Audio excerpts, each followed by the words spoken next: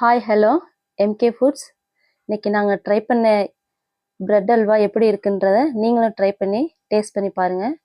வாங்க என்னன்னு பார்க்கலாம்.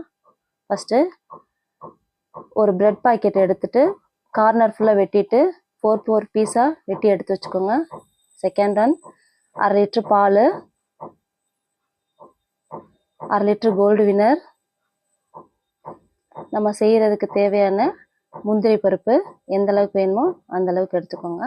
நெக்ஸ்ட்டு 1/2 கிலோ ஜீனி, அப்புறம் எந்த விதமான நெய்யாக இருந்தாலும் ஓகே தான்.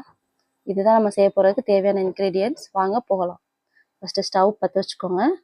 ஒரு கடாய் வச்சுட்டு ஃபஸ்ட்டு தேவையான அளவுக்கு எண்ணெய் ஊற்றிக்கோங்க. ஊற்றினதுக்கப்புறம் நம்ம 4 பீஸாக கட் பண்ணி வச்சுருக்கக்கூடிய அந்த ப்ரெட் எல்லாத்தையும் கார்னர் வெட்டி வச்சுருக்க எல்லாத்தையும் எடுத்து 4 பீஸாக போட்டு பொரித்து எடுத்து வச்சுக்கோங்க. நல்லா ப்ரௌன் கலர் ஆகாமல் லைட் ப்ரௌனாக இருந்தால் கூட போதுமானது. நல்லா முருக விட்டாலும் கருகி போயிடும். அதனால் லைட் ப்ரௌனாக இருந்தால் போதுமானது. இந்த மாதிரி 4 பீஸாக போட்டு வெட்டி வச்ச எல்லா ப்ரெட்டையும் எடுத்து பொரித்து வச்சுக்கோங்க.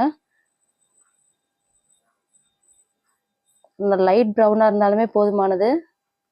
எடுத்து தனித்தனியாக எடுத்து வச்சுக்கோங்க.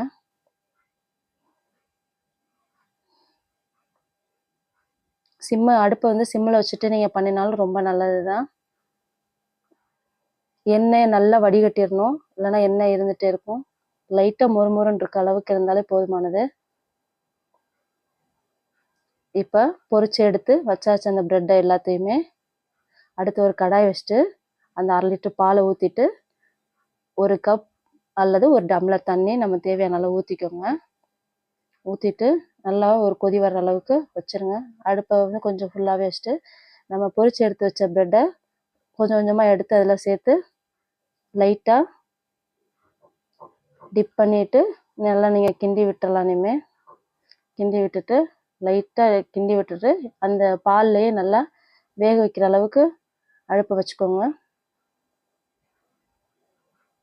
ஓரளவு இந்த அளவுக்கு கன்சிஸ்டன்சி வர்ற அளவுக்கு நீங்கள் கிண்டிக்கிட்டே இருக்கணும்.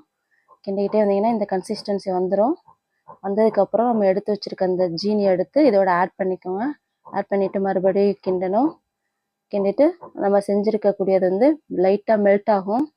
மெல்ட் ஆகணுன்னே அந்த வடை சட்டியில் ஒட்டாத அளவில் இருக்கும். நீங்கள் கிண்டிக்கிட்டே இருக்கும்போது தெரியும். அந்த சைட்லலாம் பார்த்தீங்கன்னா தெரியும்.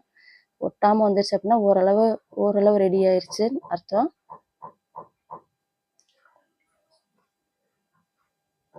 அந்த கலர் டிஃப்ரென்ஸ் வந்துச்சு பார்த்தீங்கன்னா தெரியும். நல்லா இப்போயே உங்களுக்கு தெரிஞ்சிருக்கும் ஓரளவு ரெடி ஆயிடுச்சுன்னு. நெக்ஸ்ட்டு ஒரு கடாய் வச்சுட்டு அந்த நெய் ஊற்றிட்டு அங்கே இருக்கக்கூடிய முந்திரி பருப்பை எடுத்து இதில் போட்டு நல்லா கருகிராத அளவுக்கு, எண்ணெய் காஞ்ச உடனே கருகிராத அளவுக்கு போட்டு கிண்டி அங்கே ரெடி பண்ணி வச்சுருக்கக்கூடிய